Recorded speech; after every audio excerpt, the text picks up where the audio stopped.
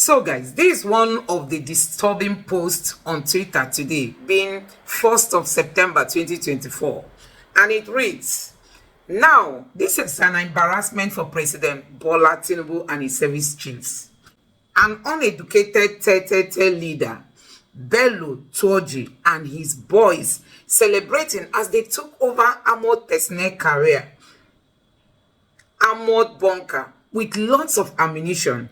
Tuoji is even sending a warning to Nigerian soldiers that he's coming for them." So guys, this is very, very disturbing. Like you can see that these bad guys, I don't really want to address them, using this name here, because sometimes YouTube doesn't like it. So just get to understand any name I use, to describe them. So these guys now, they have the boldness, the audacity to capture an armored personnel carrier, which they are now using. And fortunately for them, they ended up discovering that there were lots of ammunition, and they've taken hold of everything, sending strong warning to the Nigerian military that they are coming for them. Tinubu told us that he was going to start where Buhari stopped, and that is exactly what we are seeing. Why is it that this government is not really going to face these guys? Why is it that this government is not determined to get rid of these guys? Why is it that, even the names that was given to Nigerian, the names of those sponsoring these people, because despite the hunger in the land, come to TikTok and see how they display money. You see their strength is waxing strong. Before now, the NSA leader under this administration came out to say that the bandits can no longer afford some ammunition because the prices of things have risen. But you can see their audacity. You can see the level of their strength. Now they are sending message to the Nigerian military that they are coming for them. Just take a look at this video. Watch it for yourself.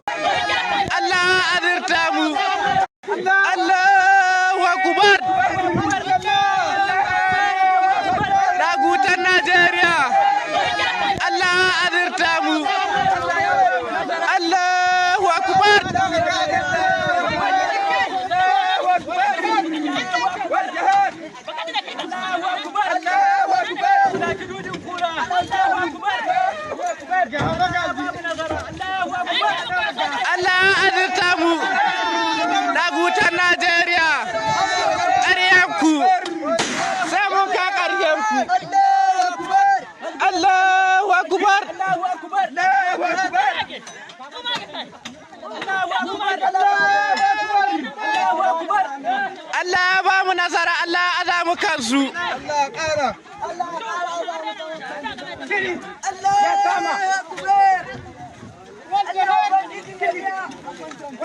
Annabi Muhammadu.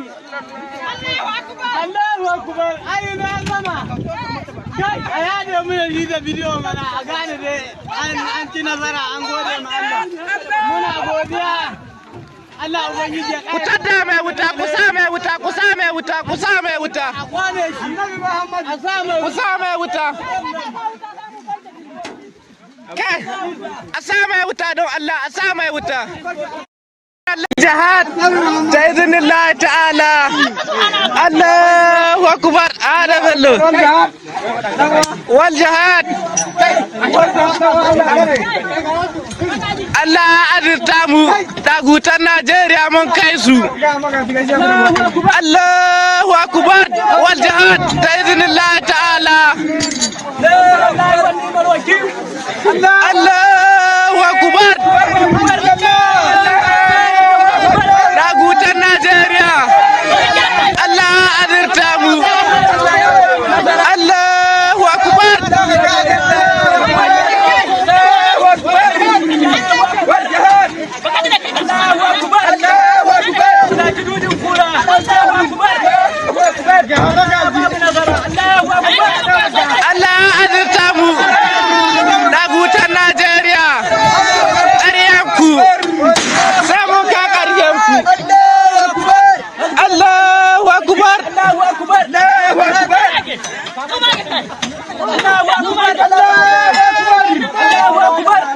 Allah ba mu nasara, Allah azamu kansu. Allah ƙara. Allah ƙara. Allah ya kama. Annabi Muhammadu. Allahu Akbar. Ayi na gama. Kai a yada mu yi da bidiyo mana a gane dai an ci nazara an gode ma Allah. Muna godiya. Allah ubangiji ya kare. Kutada mai wuta, kusa mai wuta, kusa mai wuta, kusa mai wuta. A kwane shi. Annabi Muhammad a sa mai wuta. Kusa mai wuta. Kai, a sa mai wuta don Allah, a sa mai wuta.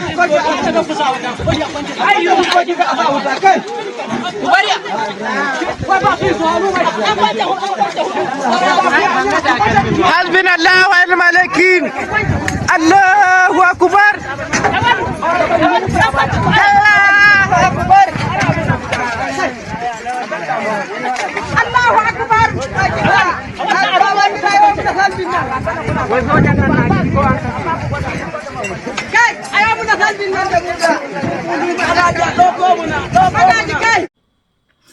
So guys, I don't know if you've forgotten this video that once trended where this man, who is one of the investigative, naval personnel, although he has retired, he came out to expose why the government is not willing to end this trend that we are seeing in terms of insecurity, that the government even know those who are sponsoring all this stuff.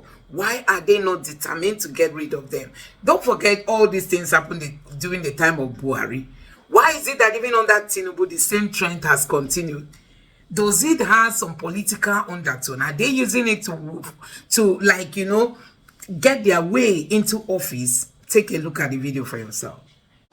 Our problem is religion and socio-cultural. I mean, people will expect me to come here and start talking about kinetics, about operation and so on. I've been an operational commander all my life. I've commanded warships, I've commanded troops, I've commanded men outside Nigeria and so on. But I'm not going to come to your station to discuss kinetics. The problem is not kinetics. In 2017, 2016,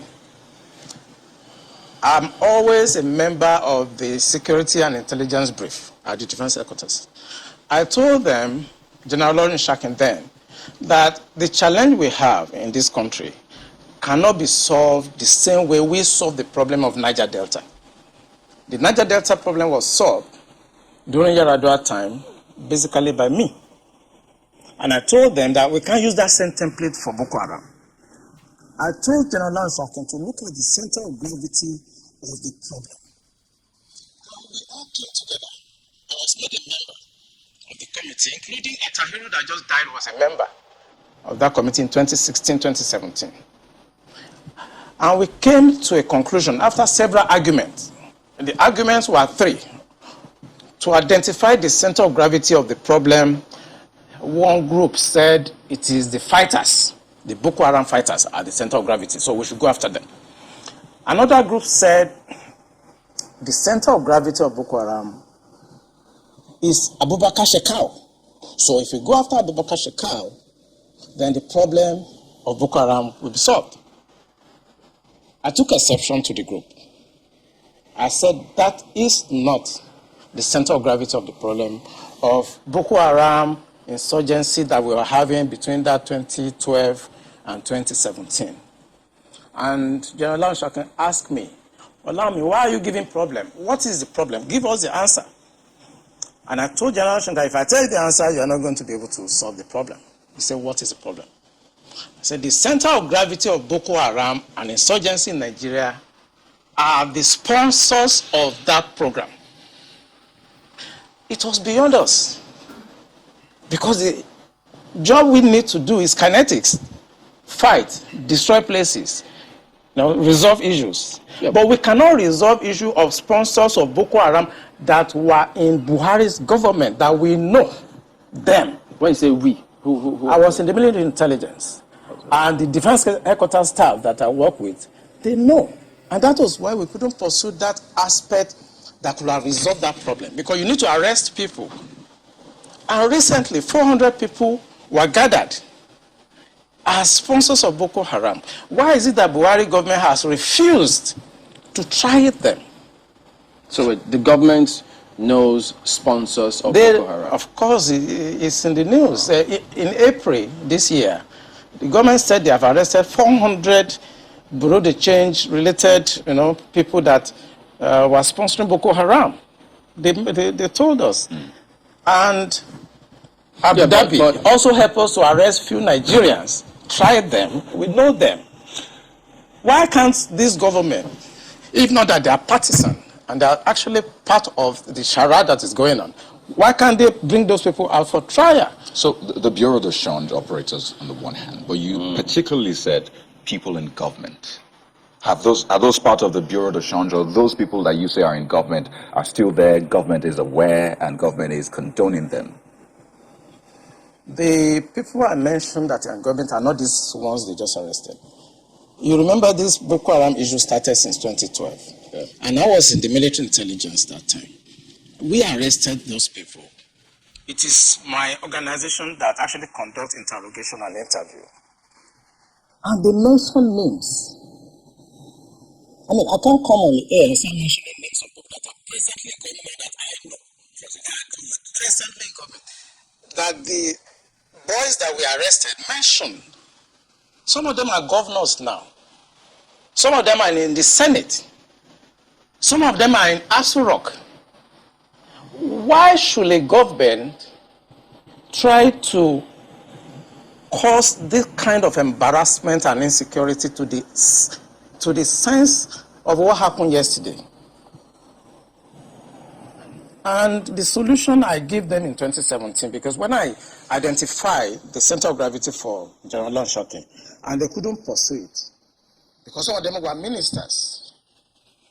And what I'm saying now, the Department of State Services are listening to me. They know them. Yeah, Commodore. So the solution I gave them was that if we can't pursue the policy strategic level, because the people that we need to talk to are also, going to be difficult to deal with. I said what they should do now is to conduct two things. We should buy blimps. The blimps are not UAVs. They are not drones.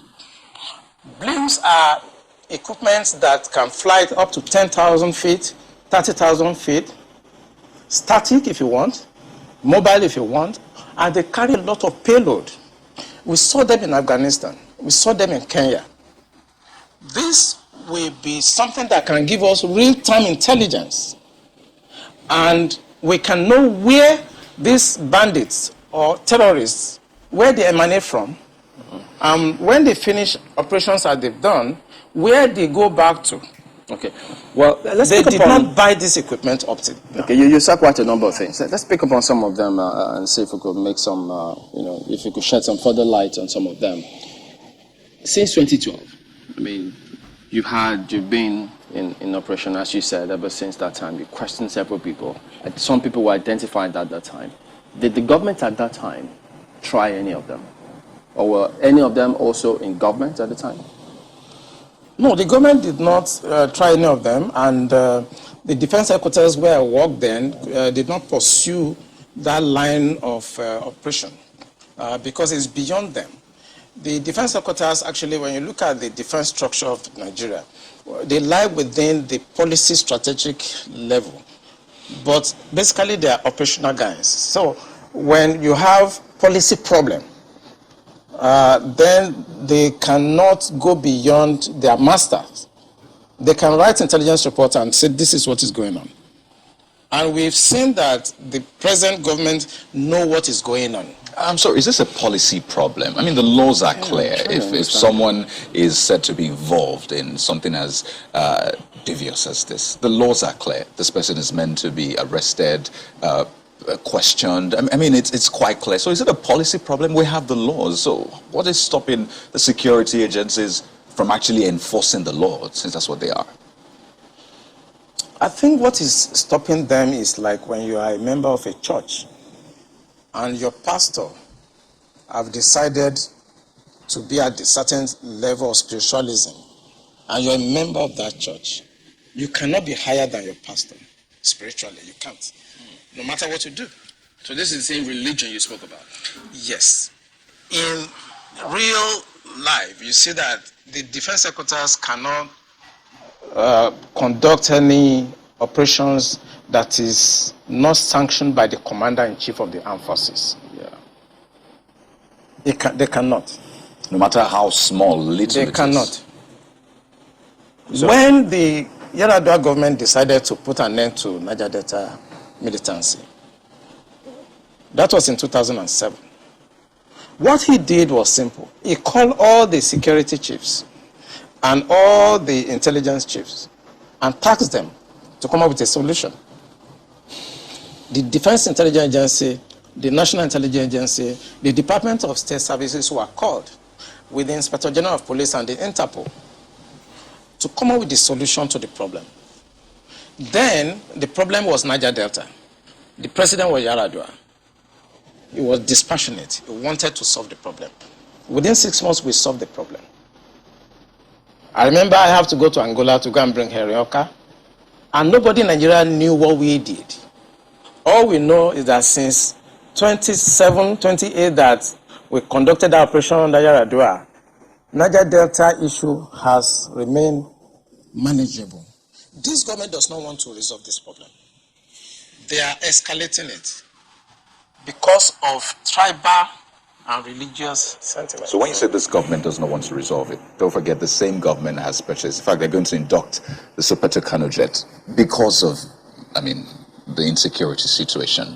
They have, the president has had to change guards, as it were, as a result of people's clamor. I imagine if that was not in the thinking, why would you go that length to make some of the, some of the pronouncements, the meetings that have happened, the purchase, the change of guard and the rest? Why would they do all that if they don't want to sort this? Because that is not the solution. What you just mentioned is not the solution. When you have a problem at policy level, strategic level, operational level, when you have a problem, what you need to do is to identify the center of gravity of that problem and attack it. That's what you do. What they are doing is not attacking the center of gravity of the problem of Boko Haram and insurgency. So if the president is buying Super Tucano, is changing service chiefs, that is not the solution. We are looking at the wrong side. It's not kinetic. It's politics. Are you ruling out kinetic altogether? I can't rule out kinetic So because it's part of it's the a solution. spectrum. It's a spectrum, so you can't rule out something. But the center of gravity is what they should look at. And what is it? I'm saying it on this channel. It is the sponsor of Boko Haram and bandits. And speaking about the sponsors, when you say the DSS, and they could be listening to you, but so they profile, part of their responsibility is to profile all of these persons before they either vie for elections or before, they are nominated for any of these positions. Doesn't that happen? Don't they get intel and say, look, this and this is what we found, and then we don't think that this should proceed further? Doesn't that happen? It does. When I worked with the DSS in 2007, because when Yar'Adua approved the operational order that we did, we now have to work together as a team. He actually forced all of us to sit down together and work together. I was surprised at the tremendous amount of information had by DSS. I was shocked. We in DI, I was in Defense Intelligence Agency, and when they were forced to bring out the files, I was shocked. They have so much information at DSS presently as I'm talking about what I'm talking about. They have. But you see, if a fish is going to get spoiled, it's going to start getting spoiled from the head. The DSS will not do anything except the commander-in-chief's body language shows that this is the direction I want to go. That is where the problem is.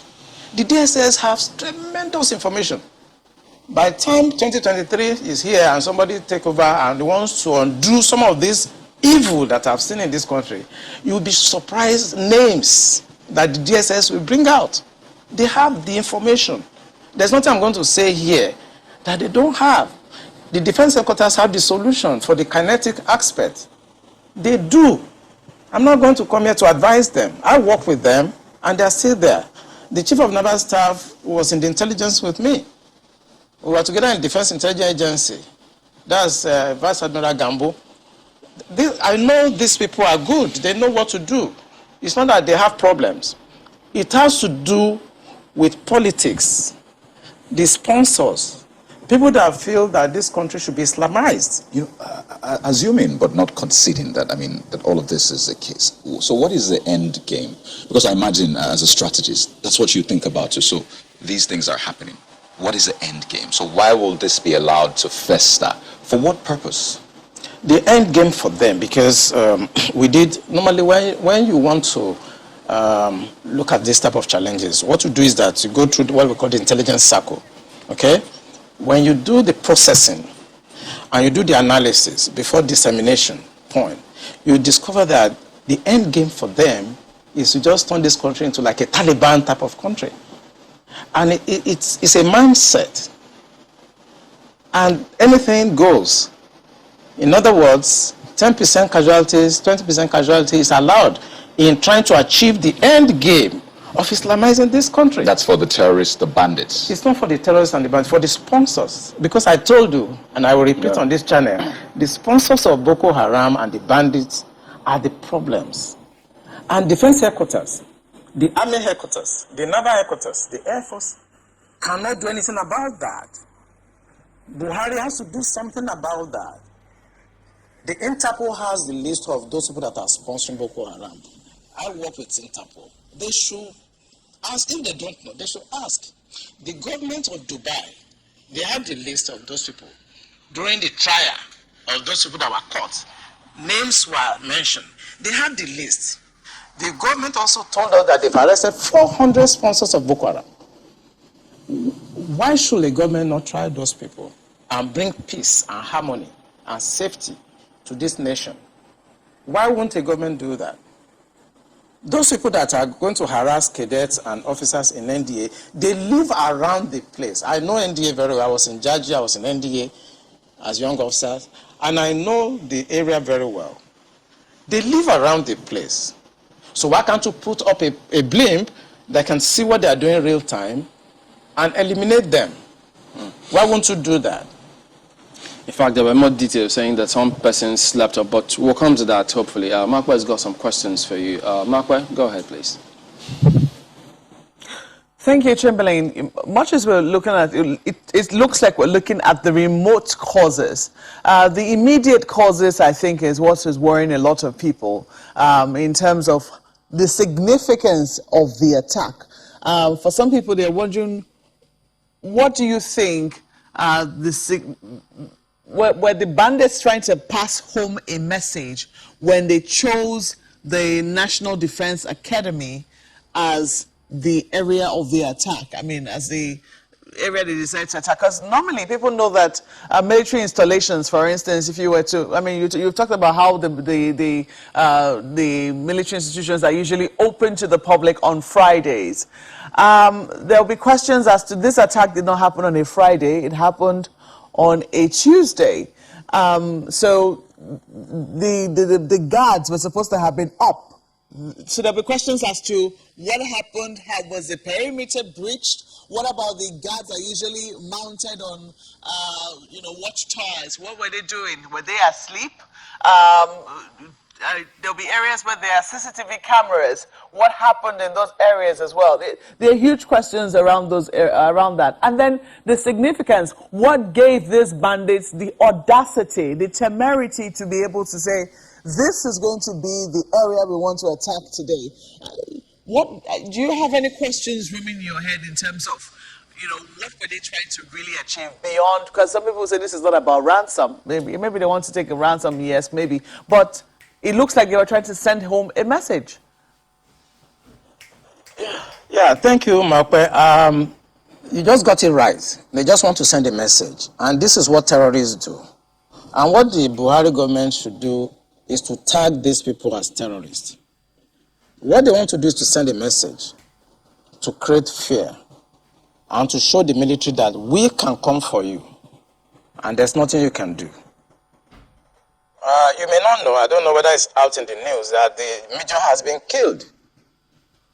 Belongs to some groups, and I know about 3 hours ago, his body was found. He has been killed.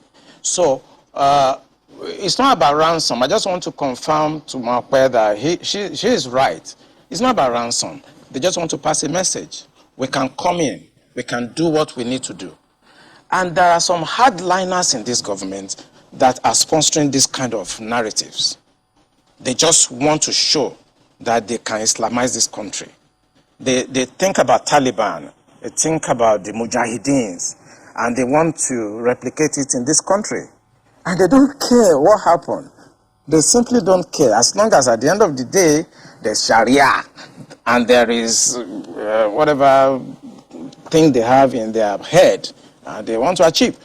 So these people that are sending messages are sponsored by Nigerians. So if I could follow up on that quickly. Please go ahead. This part of what you just spoke about now, the security agencies gleaned this from those who they arrested over time, saying this is the intention. Absolutely.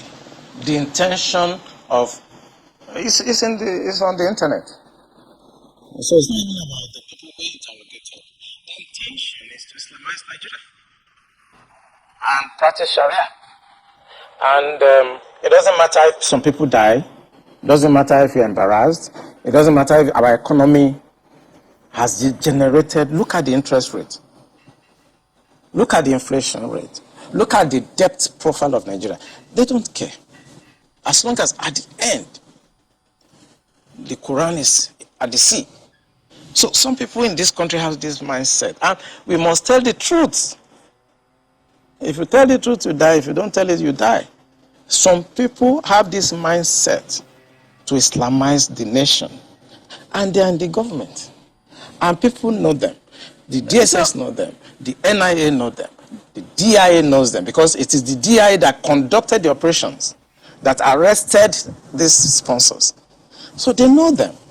Why is the government, the commander-in-chief of the armed forces? The general area of Afaka, where the NDA is cited, is no stranger to this sort of attacks. Before now, I mean, a few other institutions around the Defense Academy have also been attacked. Talking about the Institute of Agriculture and Forestry, Mechanized Division, something to that effect. I can't remember the exact name of the institution now, but we do know that they have been around this area. Now, I'm looking at the front page of Daily Trust newspapers, and they have this, why NDA security was compromised. And the first writer says, bandits leave peacefully. Peacefully is in parenthesis.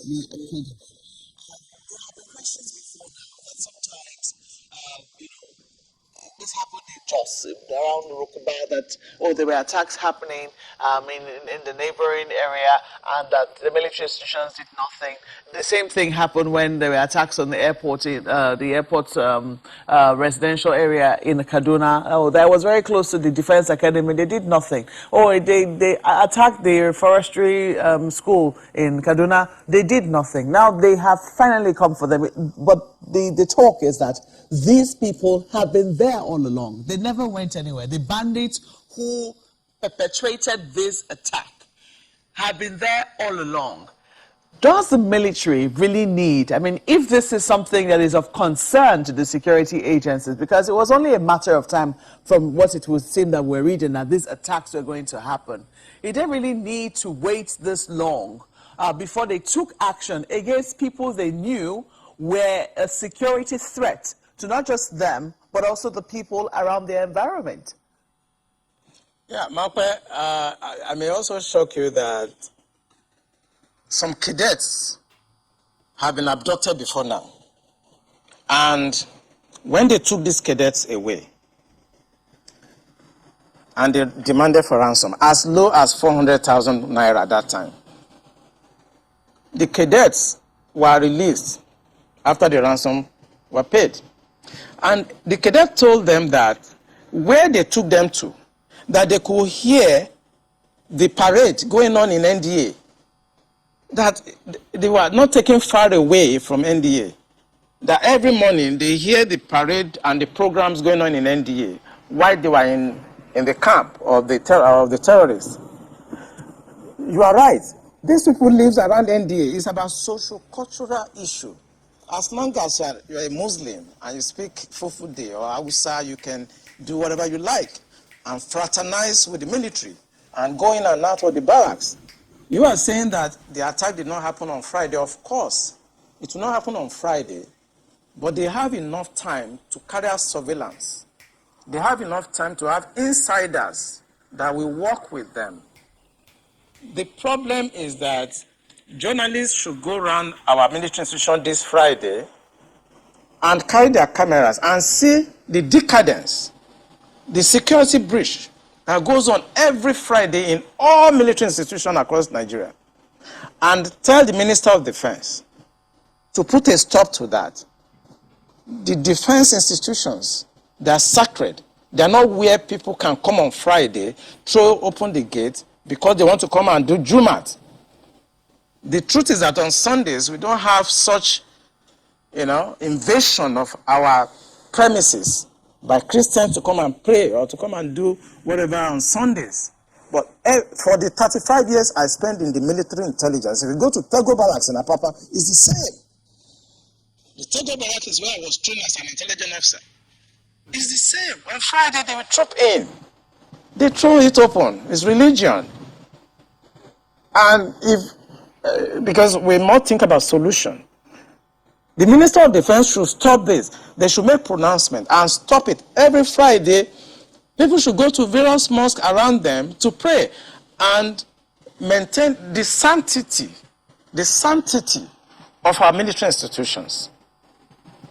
That's what So I wanted to point. know if this has been an issue before now. I mean, has this been anything that, the people at the top in the military have found as a source of concern? Let me raise an instance. For instance, we know that at almost every security institution, even on the roads here in Abuja, before you can enter the same road that leads to any military institution is divided in two. There are huge barricades to prevent anybody from just entering, so to speak. This became a source of concern for the military, in terms, especially after the attacks on the police headquarters. Has this been a source of concern for for the top brass of the military to say, hey, look, if we're taking these steps to put barricades, then this is also going to be a source of concern for us. What can we do about it? Have they elevated this discussion? At defense headquarters, every Monday, even if you go this Monday coming, you will see they're always there to discuss intelligence and security brief. We discuss all topics there, including the issue of Muslims gathering every weekend. All those barriers you see at defense headquarters. And that's why I'm talking to the media. They should go there on Friday. The barrier is no longer there. It's open because it is Jumat. And this is when they come to carry out surveillance. If you look at what happened in Mogadishu Barrack, it was the same. That was the time they went there and blasted the place and killed a lot of people. It's these same people that are allowed to have access on Fridays and become members of the mess because they are, it's a social-cultural issue. So I think we should begin to look, the Minister of Defense should put an end to this, because for 35 years of my stay in the military intelligence, it has been the case. Both naval institution, Air Force institution, Army institutions, even the Department of State Services. Once it's Friday, the gates are thrown open. And people come from outside. And there'll be no space. They'll be all over. If you go to Defense Headquarters on Friday, this Friday, you see them littered everywhere. If I could just comment now. This conversation is usually quite tricky. I mean, people listening, some might take different perspectives to it, thinking, oh, is this a religious thing? Is this an ethnic thing? They ask, is it only Muslims you have in the military? Is it only people from this certain cultural, heritage that you have in the military? And I'd like us to tackle the issues. You have mentioned what you have called the core, as it were, of the problem. How do we tackle this without viewing it from a religious spectrum, an ethnic spectrum? Because well, Nigeria is quite, polarized across, these groups, ethnicity and religious. How do we tackle it without coming off as though you're inciting people, on those lines? You see, one thing I discovered in this country is that when it comes to religion, everybody is very sensitive. But the fact I have laid bare is from the experience of 35 years of military intelligence. So I'm not coming to the air to whip up sentiments, no. I have been in the system. I work with Abacha government. I work with Babangida government. I work with Abdul Salam. I work with Yar'Adua Obasanjo. As a core insider of operations, I belong to a group of people that you are not supposed to see, people that you are not supposed to hear. Because we have 3 classes of military officers. I belong to the wars group. I lost my family because my family does not have to know where I have been, where I have gone, and I cannot talk. I've seen Colonel Lu here, I've seen Stan Lambo. Some of us belong to that group that we are not supposed to be seen, and we are not supposed to be heard. The truth I'm telling you now is not about sentiments. Is that there are a group of people in this country that feels that this country should be Islamized. This is a fact. Except you want me to start mentioning names of people in this government that we have interrogated. I was a member of an interrogation team, and I've interrogated a very high-ranking member of this government in 2007, 2008 on the issue of Boko Haram. I interrogated him. He's in this government right now. And what was the issue? Boko Haram. And this senior officer was actually let go because he was found culpable. But right now he's in the government. You see, we must say the truth, because if you don't, this country is going down the precipice. We have been set back more than 60 years right now. We've gone back to the time before 1966 now. And whoever is coming back to repair this country has a lot of work to do. This country has never been polarized, so we cannot run away from it. We have never been this much polarized. I'm a federal person. My mind is federal. My brain is federal. My loyalty is federal. I do things for the federal government. So I cannot come here and try to be sentimental. No. I'm a federal person. So will your life be at risk now that they're hearing you? I don't care. I don't care. And my colleagues, they know me. Those people that are listening to me, they know me. I don't care. The issue is that this country is bigger than individual. That is the issue. This country is bigger than individuals. Buhari will come and go. Eliminating me or killing me will not solve the problem and will not add value. But he will come and go, and somebody must come and repair the damage to the psyche of this society, the damage to the polarization, to the nepotism that I've never seen in my life. I work with all these presidents. This is the worst situation I've found myself. And believe me,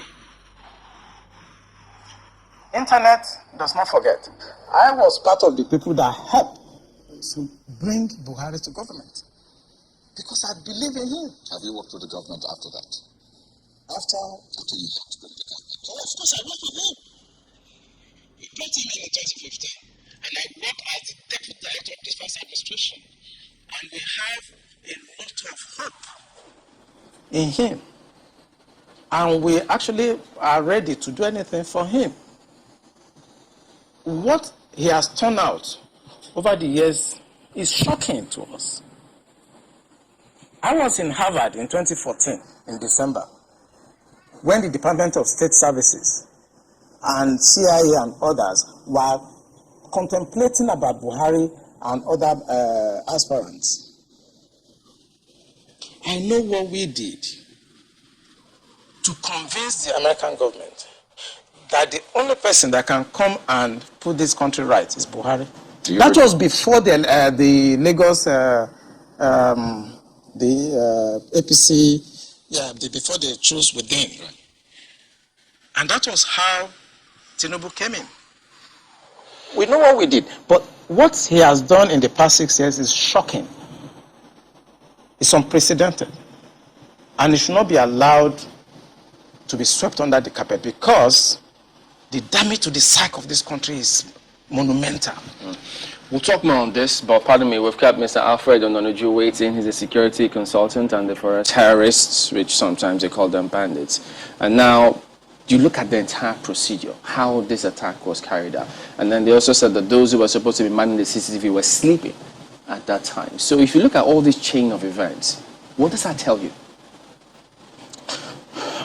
Yeah, I think, when you come to tactical operations, the most important element for us is surprise.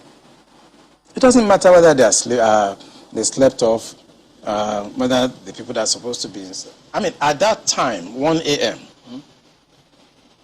they know that they can achieve the element of surprise. Even if after 30 minutes of their invasion of that environment, it will take a lot to be able to respond to such an attack. So don't start looking for who to blame or who to... It's just with the view to correct some of these things. Are they supposed to be sleeping in the first place, manning CCTV cameras? For an attack, I've conducted attack in Niger. I've conducted attack in Angola.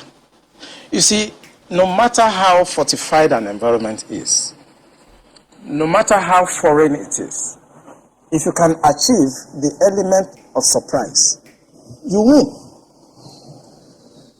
I know NDA very well. I know the security architecture. Even if by that time, 1 a.m., they want to respond to that, I know the process.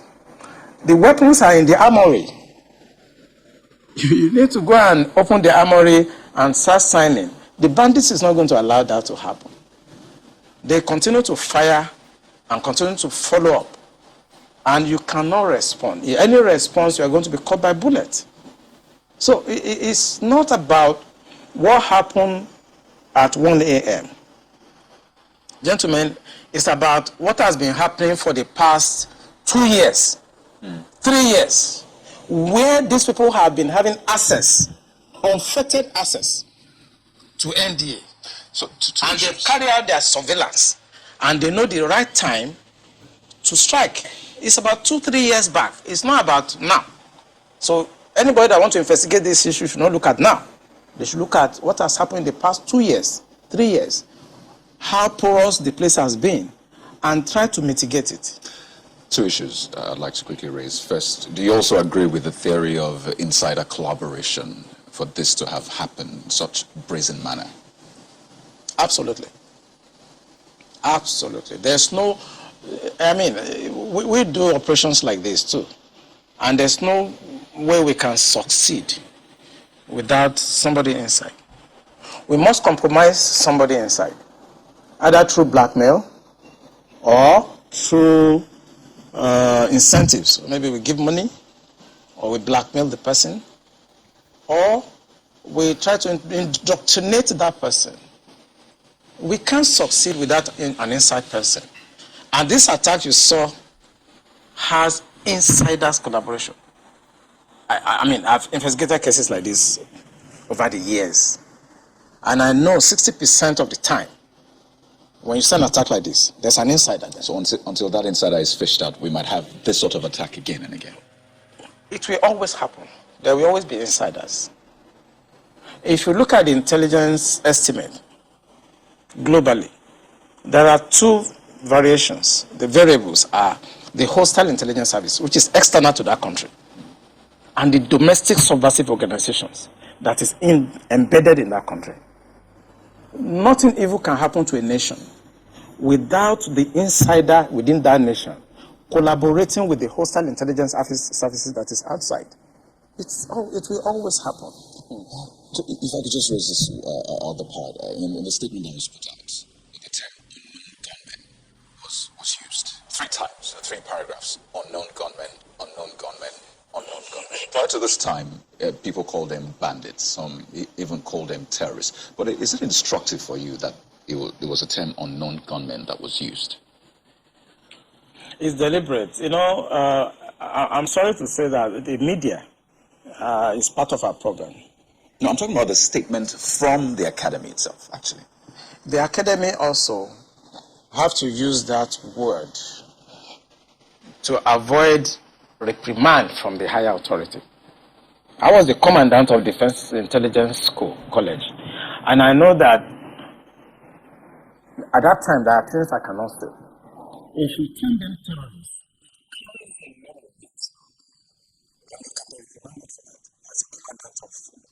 so he's going to be very careful to keep on using that same term that is safe to use, because there are legal and other implications when you term a group terrorists.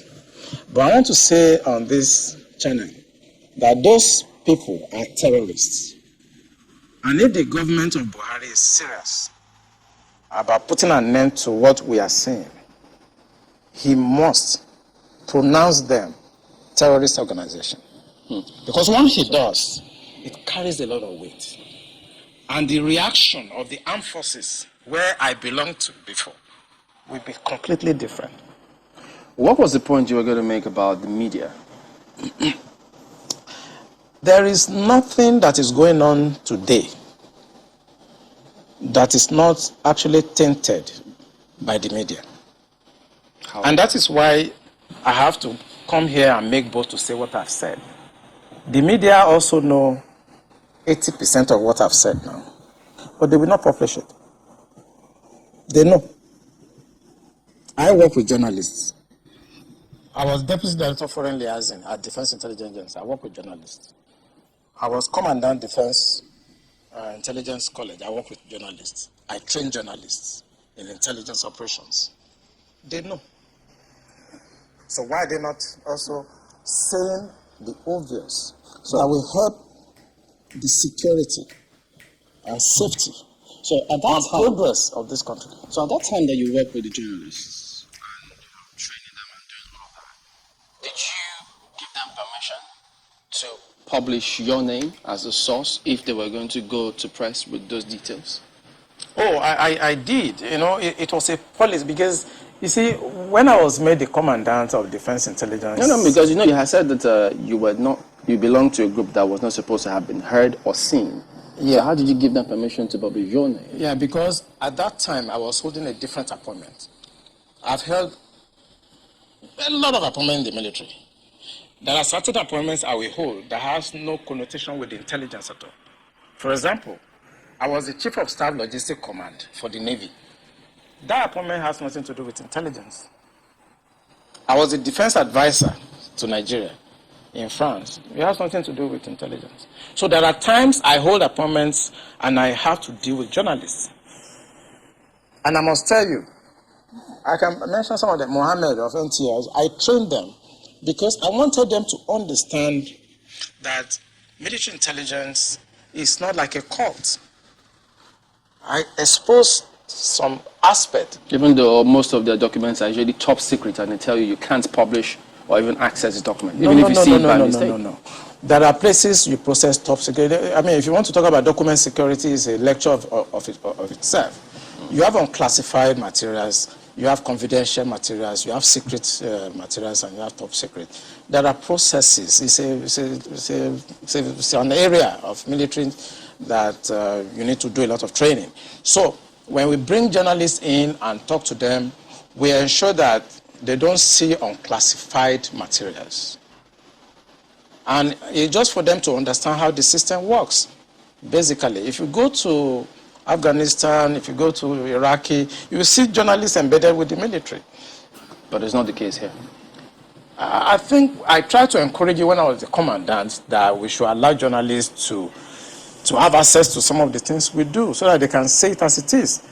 Because when I conducted the operation in 2007 in Angola and I came to Nigeria, what you read in the newspapers, what you hear on television and what you see are completely skewed from what we were doing. So why did they want that to happen here, to embed journalists? I just think it's myopism. We have a lot of illiterates in the government that don't understand that hiding things in this 21st century it doesn't work anymore. They try to hide informations, and they try to protect what they think is corruption to me. That's why they don't allow journalists to actually access some of these things, because this is the most corrupt country in the history of this country right now. Marpa? Well, sometimes, you know, there are questions as to what usually will happen. I mean, in terms of, before you went into the journalistic exploration and how the media are sometimes a part of the problem.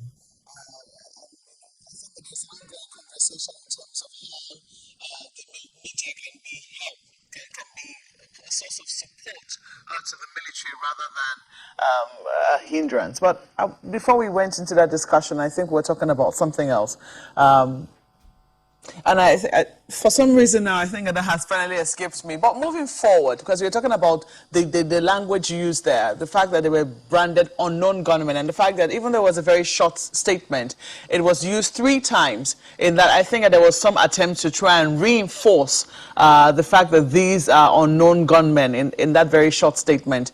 But I'm wondering, now that this gentleman, the officer who was taken, has been murdered and his body has been found, do you think that there is any hindrance now stopping the military in going after these people? Because in many places they will tell you that people will always dare. I mean, we've seen attacks that have been very daring, even in the most developed places that are considered very developed countries.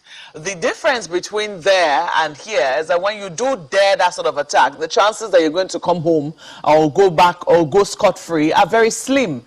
Here, we are yet to see how directly the people who committed an offense directly are, you know, brought to book or do not go home and get away with it.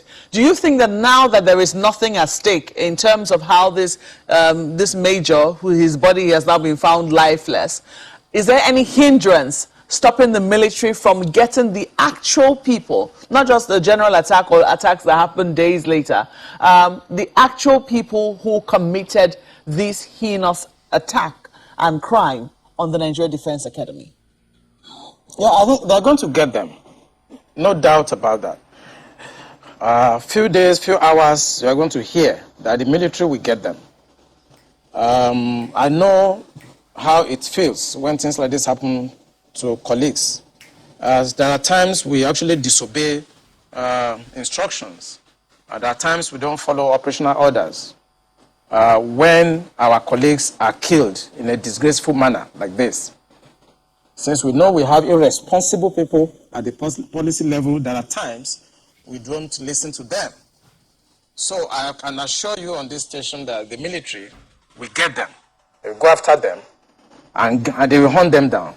And they're not going to follow all these mullah, imams, and all those people that feels that it is their birthright to Islamize this country and destroy the essence and the fabric of safety, progress of this country. So the military, they're going to disobey, they're going to go out after them. And as I repeat, in a few hours, you're going to hear, they're going to get them. And they're going to deal with them. Just one more thing as we wind down. What would you advise Nigerians? I mean, they've listened to you, several things going through different people's minds now. What would you advise them to do in terms of, in the light of all that is going on, how should they conduct themselves? What should they do such that we all can have, at least contribute in whatever way we can to have a country?